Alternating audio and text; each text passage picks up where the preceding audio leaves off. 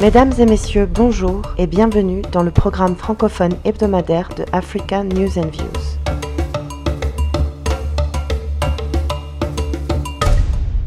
L'Assemblée nationale tchadienne a voté ce mardi à l'unanimité l'abolition de la peine de mort. Dans le pays, la peine capitale était encore autorisée pour faits de terrorisme. Les dernières exécutions ont eu lieu en 2015. La loi, adoptée mardi, a été transmise au bureau du Parlement tchadien il y a 6 mois par le gouvernement. Le ministre de la Justice, Djimet Arabi, a indiqué que cette loi avait pour but d'harmoniser la législation de son pays contre le terrorisme avec celle des pays membres du G5 Sahel qui ne prévoient pas la peine de mort pour les actes de terrorisme.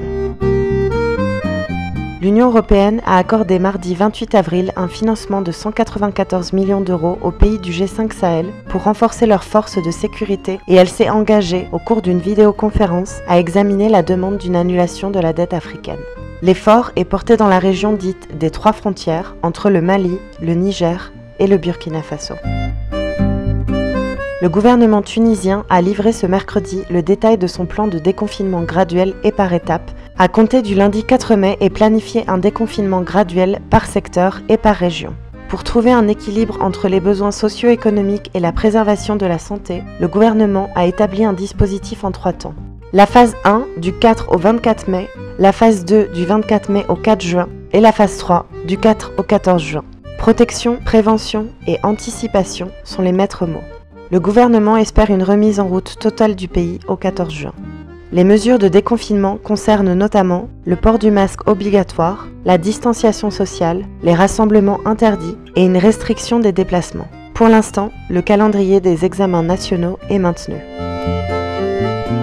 L'ancien ministre algérien des Finances, M. Abderrahmane Ben Khalfa, a intégré le panel des personnalités africaines chargées par l'UA de mobiliser des financements internationaux pour aider le continent africain à faire face aux effets de la pandémie Covid-19. La nomination de M. Ben Khalfa a été annoncée par M. Cyril Ramaphosa, président en exercice de l'Union africaine, au cours d'une visioconférence qui s'est tenue dimanche 22 avril avec plusieurs chefs d'État et premiers ministres africains. La zone de libre-échange continentale africaine ne sera pas opérationnelle au 1er juillet comme il était prévu. Le secrétaire général, M. Wankele Mene, a annoncé que la priorité devait être de lutter contre la pandémie et de sauver des vies.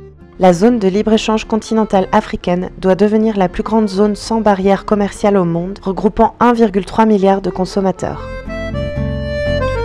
Au Sénégal, l'Institut Pasteur est en train d'élaborer des tests rapides et à moindre coût pour détecter en moins de 10 minutes le coronavirus. Pour l'instant, il existe 2 types de tests. Le premier à partir de prélèvements sanguins afin d'identifier les traces d'anticorps indiquant que le patient a contracté le coronavirus. Et le deuxième par prélèvement nasal afin de détecter la présence du Covid-19 dans les voies respiratoires. Le Sénégal a l'un des taux les plus forts de guérison en Afrique.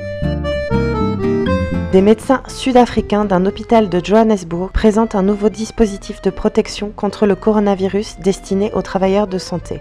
L'intubox est le fruit de l'imagination de 4 médecins locaux, inspirés par une boîte à aérosol similaire utilisée à Taïwan pour les patients sous sédatifs et intubés. Elle sera brevetée en open source pour permettre aux travailleurs de la santé du monde entier de la fabriquer. Voici une vidéo indiquant comment se laver correctement les mains.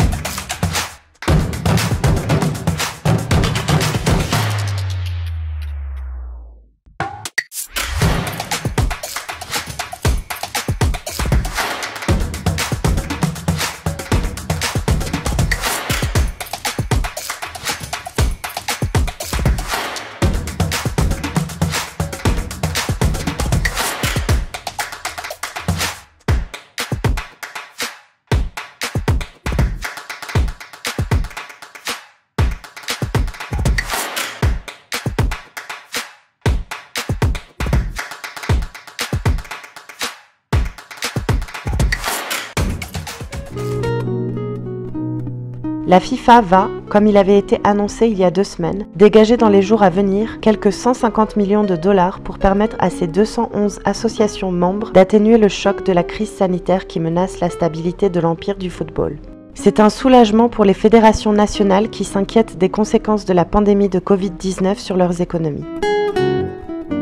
Arts TV vous remercie pour votre attention et vous souhaite un excellent week-end.